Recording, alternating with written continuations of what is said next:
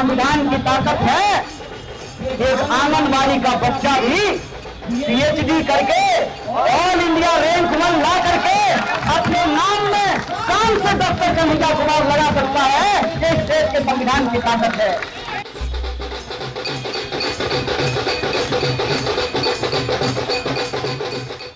यह वही शहर है जहां जेएनयू से पीएचडी कर रहे छात्र कन्हैया को घेर लिया गया था। गोदी मीडिया के तमाम एंकर जी जान लगाकर कन्हैया को देशद्रोही साबित करने लग गए। बस इतना ही बाकी रह गया कि उनकी इच्छा के मुताबिक उसे फांसी नहीं दी गई। जिस किसी को 2016 की फरवरी के दिन और रात याद है, वही समझ सकता है कि उस रात कन्हैया ने उन्हें कितनी उम्मीद दी। गोदी मीडिया आजादी गैंग कहता रहा। कन्हैया ने उस आजादी के मायने का कितना बड़ा विस्तार कर दिया। ये क्या कहते हैं, किससे आजादी मांग रहे हो? तुम ही बता दो कि क्या भारत ने किसी को गुलाम कर रखा है? नहीं, तो अब इसलिए भारत से नहीं मांग रहे हैं। भारत से नहीं मेरे भाइयों, भारत में आजादी मांग रहे हैं। और से और में फर्क होता है। अंग्रेजों जिसने भी उस रात कन्हैया को सुना, आज तक उस कन्हैया को भुला नहीं सका।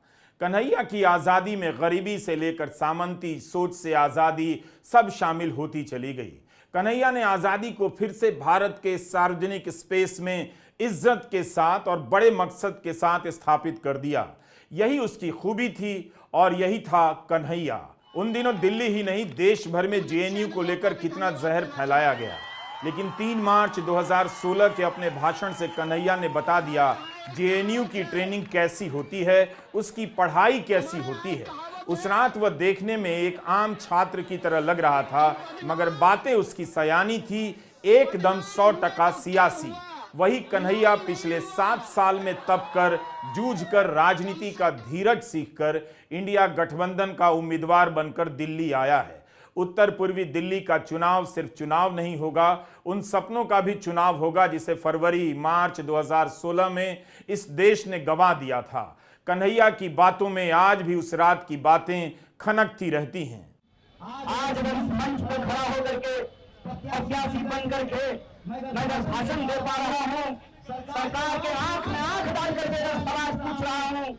उनकी टैंकों से नहीं घबरा रहा, उनकी ईडी से नहीं घबरा रहा, उनकी बंदूकों से नहीं घबरा रहा, उनकी जेल से हमको नहीं डर लग रहा, क्योंकि हमारे पास संविधान की ताकत है। इसीलिए आज हम हाथ में प्रस्तावना लेकर के आए हैं। कन्हैया की भाषा में जेएनयू की पढ़ाई की शालीनता और कुलीनता और खेत खलियानों की सहज बुद्धि की बातें दोनों नजर आती हैं। वो ऐसी भाषा लेकर आ गया कि गोदी मीडिया के एंकरों की जुबान लड़खड़ा गई। कन्हैया की भाषा में गांव भी था और महानगर का आत्मविश्वास भी। कन्हैया का जेएनयू का एक साथी उमर खालिद इसी उत्तर पूर्वी दिल्ली में हुए दंगों के एक साजिशकर्ता के रूप में जेल में बंद कर दिया गया। उमर खालिद और कन्हैया दोनों को टारगेट किया गया, दोनों जेल गए, लेकिन उमर खालिद की लड़ाई कन्हैया से भी बड़ी हो गई और लंबी हो गई। जेल में 3 साल से अधिक समय हो गए, उमर खालिद को जमानत नहीं मिली है।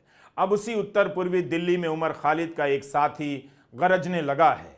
एक नेता है देश में, कहते हैं कि टेलर दिखाएंगे, साहेब हम आपको असली सलीमा दिखाएंगे कि मेरा नाम कन्हैया है और भगवान श्री कृष्ण का जन्म जेल में हुआ था। आपने हमको जेल में डाला। आप इस देश के विपक्ष के मुंह पर ताला लगाना चाहते हैं, विपक्ष के नेताओं को जेल में डालना चाहते हैं। जब आपने हमको जेल में डाला था उसी तिहार में, तो वहां से निकल करके हमने इस देश की सत्ता को चुनौती दिया था। हमने कहा था कि जब तक जेल में चना रहेगा आना जाना लगा रहेगा। याद रखिएगा ये वो देश है कि हम सहते भी हैं और जब पानी सर से ऊपर उठ जाए तो अपनी पूरी ताकत से उसके खिलाफ लड़ते भी हैं। ये याद रखिएगा कि जब जब इस देश में सत्ता अहंकारी होती है, जब जब इस देश में पाप बढ़ता है, जब जब इस देश में अत्याचार बढ़ता है, तब तब उस अत्याचार के खिलाफ न्याय का एक आरंभ होता है, न्याय की एक लड़ाई की शुरुआत होती है। और एक बात, क्योंकि मेरा नाम कन्हैया है, आगे चलकर कन्हैया खुद को डॉक्टर कन्हैया कहता है। कन्हैया हमसे उम्र में छोटे हैं तो यह छूट ले रहा हूं, वरना उम्मीदवार को बाइज्जत कहते हैं ही कहना चाहिए, कहता है नहीं कहना चाहिए। कन्हैया के भाषणों के आगे मनोज तिवारी का गाना एक बार फिर से फीका पड़ सकता है। अब किसी को याद नहीं, लेकिन 2009 में मनोज तिवारी समाजवादी पार्टी के टिकट पर गोरखपुर से योगी आदित्यनाथ के खिलाफ चुनाव लड़ चुके हैं और उनसे हार चुके हैं। मनोज तिवारी 2014 में सांसद बने उत्तर पूर्वी दिल्ली से। बीजेपी ने उन्हें इसी सीट से तीसरी बार टिकट दिया है। मनोज तिवारी कुछ भी कर लें, चुनाव जीत भी जाएं, मगर बोलने में कन्हैया का मुकाबला नहीं कर पाएंगे। मनोज तिवारी को इस बार गा कर नहीं, बोलकर कन्हैया का मुकाबला करना पड़ेगा। मनोज तिवारी के गाने कुछ अच्छे भी हैं, मगर ज्यादातर इतने अश्लील हैं कि आप सुन नहीं सकते, ना परिवार में सुना सकते हैं, उस मोदी परिवार में भी नहीं बजा सकते जिसका टैग मनोज तिवारी अपने ट्विटर हैंडल पर लगाकर घूमते हैं, और ना इस गाने को राजनीतिक रैलियों में चला सकते हैं। मनोज तिवारी पर भी कभी बाहरी होने का आरोप लगा था, आज मनोज तिवारी कन्हैया पर बाहरी होने के आरोप लगा देते हैं। आखिरी बात ये कि मेरी कहानी और आपकी कहानी बहुत अलग नहीं है। जब मैं पहली बार दिल्ली में संसद का प्रत्याशी बना की ओर से, इंडिया अलायंस की ओर से, तो सबसे पहली प्रतिक्रिया आई कि मैं बाहरी आदमी हूं। बोलिए, बिहारी आदमी को बाहरी कहना ये कोई नया बात है? बिहारी को तो बाहरी कहते हैं ना जी। लेकिन याद रखिएगा कि बिहारी जिसको आप बाहरी कहते हैं, वो अगर आता नहीं तो आपका रोज नहीं साफ हो पाता, आप टेम्पो पे नहीं चढ़ पाते, आपकी सड़कें नहीं बनती, आपका बिल्डिंग नहीं बनता। और हम खाली मजदूरी नहीं करते हैं, हम गृह मंत्रालय जहाँ जैसा आके पप्पा बैठते हैं वहाँ सेक्रेटरी भी बनते हैं। और ये इस देश के संविधान की ताकत है, एक आंगनबाड़ी का बच्चा भी पीएचडी करके ऑल इंडिया रैंक 1 ला करके अपने नाम में शान से डॉक्टर कन्हैया कुमार लगा सकता है। ये इस देश के संविधान की ताकत है। एक ही सांस में कन्हैया ने बिहार और जेएनयू दोनों से अपने रिश्ते को जोड़ दिया, सामने रख दिया। जेएनयू को अपनी पीएचडी की उच्चतम डिग्री के माध्यम से सामने रखा और बिहार के जरिए बाहरी होने की बात को काटा। क्या कन्हैया की तरह मनोज तिवारी भी अपनी डिग्री और वाक्पटुता का इस तरह प्रदर्शन कर सकते हैं? कन्हैया हर जवाब की तैयारी के साथ मैदान में कूदा है। मनोज तिवारी को लगता है कि कन्हैया पर फिर से टुकड़े टुकड़े गैंग का आरोप चिपका दिया जाएगा, जेएनयू से होने के कारण उसे देश विरोधी बता दिया जाएगा। तो मनोज तिवारी को जेएनयू की वाइस चांसलर शांति श्री धुलीपुड़ी पंडित का यह बयान ध्यान से सुनना चाहिए, जो उन्होंने पीटीआई को इंटरव्यू में दिया और जिसे छापा दैनिक जागरण ने। यह इंटरव्यू 19 अप्रैल को दैनिक जागरण में छपा है और मैं उनके ही शब्दों को पढ़ रहा हूं कि जेएनयू कभी भी राष्ट्र विरोधी या टुकड़े टुकड़े गैंग का हिस्सा नहीं था। संस्थान हमेशा असहमति, बहस और लोकतंत्र को बढ़ावा देता आया है और देता रहेगा। जिन छात्रों पर नारेबाजी में शामिल होने का आरोप लगाया गया, उन्हें टुकड़े टुकड़े गिरोह का सदस्य बताया गया। वह एक ऐसा चरण था जब दोनों पक्षों में गलतियां थी। मुझे लगता है कि नेतृत्व ने इसे नियंत्रित करने के तरीके में गलतियां की। किसी भी विश्वविद्यालय में 10% सिरफिरे होते हैं। यह केवल जेएनयू नहीं है, यह नेतृत्व के बारे में है कि हम लोगों से कैसे निपटते हैं। लेकिन मुझे नहीं लगता कि हम राष्ट्र विरोधी या टुकड़े टुकड़े हैं। विश्वविद्यालय कभी भी राष्ट्र विरोधी नहीं था। जब मैंने पढ़ाई की, परिसर में वाम वर्चस्व का चरम था, तब भी कोई राष्ट्र विरोधी नहीं था। यह जेएनयू की वाइस चांसलर का इंटरव्यू है, उत्तर पूर्वी दिल्ली के लोगों को सुनना चाहिए, उससे पहले मनोज तिवारी को। एबीवीपी के प्रति कोई दुर्भावना नहीं है, क्योंकि हम लोग सच में लोकतांत्रिक लोग हैं। हम लोग सचमुच का संविधान में भरोसा करते हैं, इसीलिए एबीवीपी को दुश्मन की तरह नहीं, विपक्ष की तरह देखते हैं और क्या इसके बाद भी मनोज तिवारी टुकड़े टुकड़े गैंग का राग अलापेंगे? फरवरी मार्च 2016 की घटना है। पटियाला कोर्ट में वकीलों ने कन्हैया को घेर कर पीट दिया। हर तरफ से यह लड़का दिल्ली में घिरा रहा, लेकिन टिका रहा। जेल से आने के बाद कन्हैया की एक किताब भी छपकर आई, बिहार टू तिहाड़। यह किताब 2016 में ही आ गई। जेएनयू केस में कुछ हुआ भी नहीं। 2016 की घटना थी जब 2019 में पूछा जाने लगा कि चार्जशीट कहां है, तो चुनाव से 3 महीने पहले चार्जशीट पेश की जाती है। आज 2024 है। कन्हैया मोदी सरकार के खिलाफ लंबी चौड़ी चार्जशीट लेकर दिल्ली के मैदान में खड़ा हो गया है। नामांकन के बाद कन्हैया ने अपने भाषण में लड़ाई का मकसद साफ कर दिया।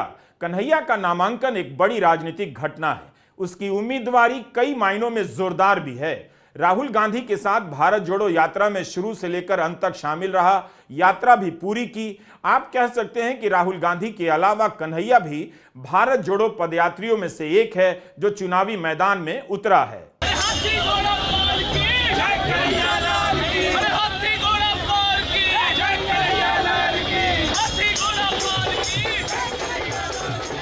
हाथी घोड़ा पाल की, जय कन्हैया लाल की। कन्हैया आज जब अपना पर्चा भरने गया तो लोगों ने कंधे पर उठा लिया। बाद में कन्हैया ई रिक्शा से नामांकन भरने के लिए रवाना हुआ और हाथ में संविधान की प्रस्तावना का फ्रेम उठाए रखा। विपक्ष के लिए यह लड़ाई संविधान बचाने की लड़ाई है। कन्हैया के नामांकन की रैली में इंडिया गठबंधन की मजबूती भी नजर आई। कांग्रेस के अंतरिम अध्यक्ष देवेंद्र यादव भी साथ में थे। आम आदमी पार्टी के नेता और दिल्ली सरकार में मंत्री गोपाल राय भी थे। कांग्रेस के साथ साथ आम आदमी पार्टी, सीपीएम के भी झंडे लहरा रहे थे। सभी दलों के कार्यकर्ता थे। आज दिल्ली में नामांकन भरने की आखिरी तारीख थी। दिल्ली में 25 मई को मतदान होने हैं। कन्हैया अपने अंदाज में लौट आया है।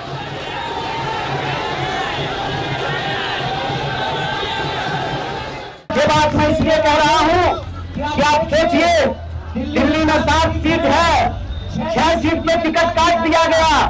साहब सिंह वर्मा जी का बेटा का टिकट काट दिया गया और सुषमा स्वराज जी की बेटी को टिकट दे दिया गया। आए परिवार का सवाल ये है कि क्या वो 6 सांसद काम नहीं करते थे? अगर काम नहीं करते थे तो उनका टिकट काटा गया, तो इस क्षेत्र के जो सांसद हैं उनको क्यों टिकट दे दिया गया है? इस पर जरा आप लोग विचार कीजिएगा।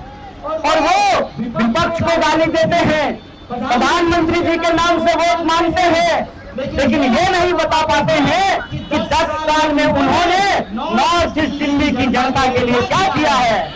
आजकल मीडिया वाले लोग यहाँ खड़े हैं, मीडिया वाले कहते हैं कि 14,000 करोड़ का काम किया है। मीडिया में वो बोल रहे हैं। आप लोग बता दीजिए, माननीय सांसद जी का 14,000 करोड़ का काम दिखाई देता है? इसका क्या मतलब है? इसका क्या मतलब है? या तो सरकार ने 14,000 करोड़ रुपया दिया नहीं, या 14,000 करोड़ अगर रुपया दिया तो उसका हुआ क्या? उसका हुआ क्या?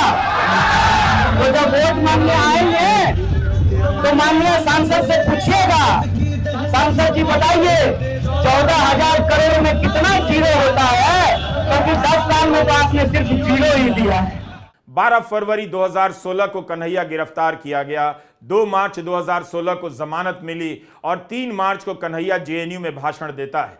उस रात कन्हैया ने क्या शानदार भाषण दिया। जिस दौर में विरोधी दल के नेताओं के पास मोदी और शाह को घेरने की भाषा नहीं बची थी, उनकी जुबान लड़खड़ा जाया करती थी, उस रात कन्हैया ने जेएनयू में उस भाषा की बुनियाद रख दी और उस हिम्मत की भी। तय कर दिया कि कैसे बोलना है और मुकाबला साफ साफ करना है। यही वो भाषण था जिसने कन्हैया को हताश लोगों का कन्हैया बना दिया। राजनीति पर धर्म इस तरह हावी हुआ कि लगा कि अब इस धर्म की राजनीति का जवाब किसी के पास नहीं, मगर कन्हैया ने तभी इसकी काट खोज ली थी। आज नामांकन के बाद उसे और धार दे दी। और एक बात मैं आप सबसे कहना चाहता हूं कि धर्म का क्या मतलब होता है। धर्म का मतलब होता है निर्बल को शक्ति देना। धर्म का मतलब होता है सत्य के साथ खड़ा होना। कृष्ण जेल में पैदा हुए, चाहते तो सत्ता की तानाशाही के सामने झुक करके मामा कंस के दरबार में अपने लिए एक सीट पक्की कर लेते।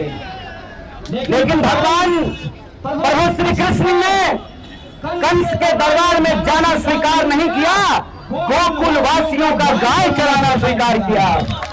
इसीलिए आज जब मैं आपके बीच खड़ा हूं, ये इतिहास का एक शानदार संयोग है। इतिहास का शानदार संयोग ये है कि इस देश के प्रधानमंत्री जी ने एक आदरणीय महिला को, मैं हर महिला का दिल से सम्मान करता हूं, देश के प्रधानमंत्री जी ने इस देश की एक आदरणीय महिला के गले में मंगलसूत्र डाला। उस महिला का नाम यशोदा है और मेरा नाम कन्हैया है। तो याद रखिएगा कि इतिहास का संयोग है कि हम गंगा किनारे पैदा हुए, हमारी जन्मभूमि गंगा के किनारे है और आज हमारी कर्मभूमि यमुना का किनारा बन रहा है। और हम किताबों में पढ़ा करते थे कि यह कदम का पेड़ अगर ना होता यमुना तीरे, मैं भी उस पर बैठ कन्हैया बनता धीरे। एक ही सांस में सुभद्रा कुमारी चौहान की कविता के सहारे कन्हैया ने गंगा, यमुना और यूपी बिहार को जोड़ दिया।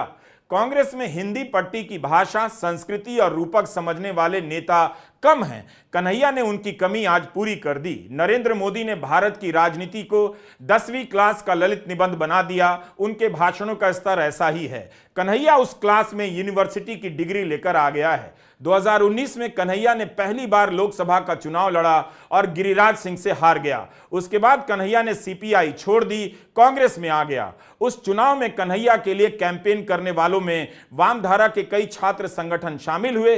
दिल्ली से और अन्य शहरों से तमाम लोग बेगूसराय गए थे।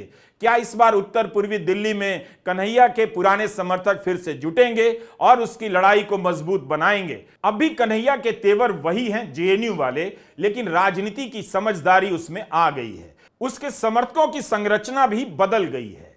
मगर कांग्रेस में शामिल होकर वह पर्दे के पीछे काम करना सीख गया है और पार्टी के प्रचार के लिए देश भर में बुलाया जाता है। उम्मीदवार बनने के बाद उन्होंने आम आदमी पार्टी के नेताओं से जाकर मुलाकात की। सुनीता केजरीवाल से लेकर संजय सिंह से मिले। कन्हैया को यह बात समझ में आ गई है कि चुनावी राजनीति में जोड़ते हुए चलना होता है और कन्हैया ने अब जोड़ना सीख लिया है।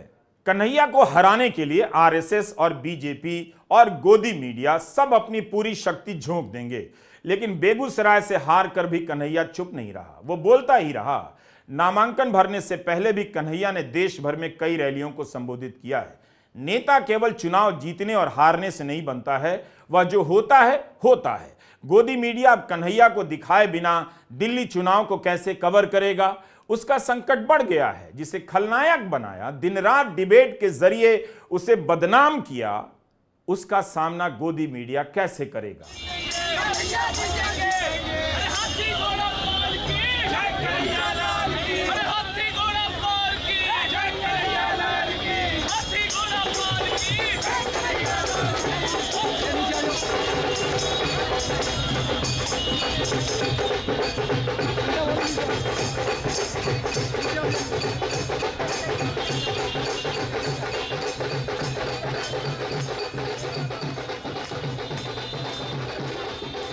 उत्तर पूर्वी दिल्ली की बड़ी प्रवासी आबादी में उत्तर भारत के तबाह होते देहातों, कस्बों और गांवों की कहानियां छिपी हैं। ये वो लोग हैं जिन्हें अपने गांव, कस्बे में जिंदा रहने लायक सम्मान के साथ जिंदगी बसर करने लायक काम मिला होता तो ये शायद मजदूरी करने, रिक्शा चलाने, सफाई करने जैसे कामों में खुद को खत्म करने के लिए दिल्ली नहीं आते।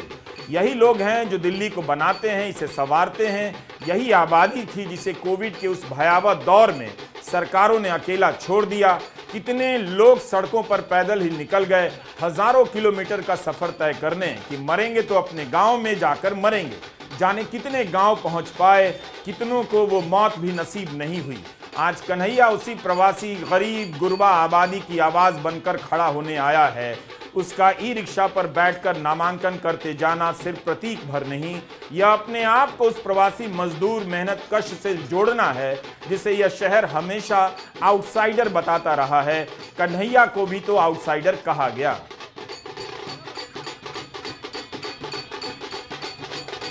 लेकिन मैं समझता हूं कि जो मौजूदा तानाशाह हैं, ये सिर्फ आपसे वोट नहीं चाहते हैं, ये चाहते हैं कि दोबारा आपके ऊपर अंग्रेजों की गुलामी थोप दी जाए। ये चाहते हैं कि इस देश में जो संविधान बना, बापू ने जिसके लिए खून बहाया, बापू ने अपनी जान गंवाई। शहीद बापू कहा करते थे, रघुपति राघव राजा राम, पतित पावन सीताराम, ईश्वर अल्लाह तेरो नाम, सबको सन्मति दे। बापू के इस देश में जब डॉक्टर बाबा साहब भीमराव अम्बेडकर ने कहा कि संविधान की व्यवस्था में चाहे हेलीकॉप्टर पर उड़ने वाला इंसान हो या जूता सुनने वाला इंसान हो, सबका वोट बराबर होगा। यह जो संविधान की ताकत है, उस संविधान की ताकत को आप कमजोर कर रहे हैं। इसी के साथ कन्हैया की राजनीति उसी दिल्ली में लौट आती है जिसके एक छोर पर इसकी शुरुआत हुई थी। जेएनयू दिल्ली के दक्षिणी छोर पर है जहां से उस पर देशद्रोही होने का आरोप लगा। अब कन्हैया उसी दिल्ली के उत्तर पूर्वी छोर पर अपने राजनीतिक भविष्य की लड़ाई लड़ेगा। दिल्ली केजरीवाल के बाहर आने का इंतजार कर रही है। फिलहाल कन्हैया दिल्ली में आ गया है।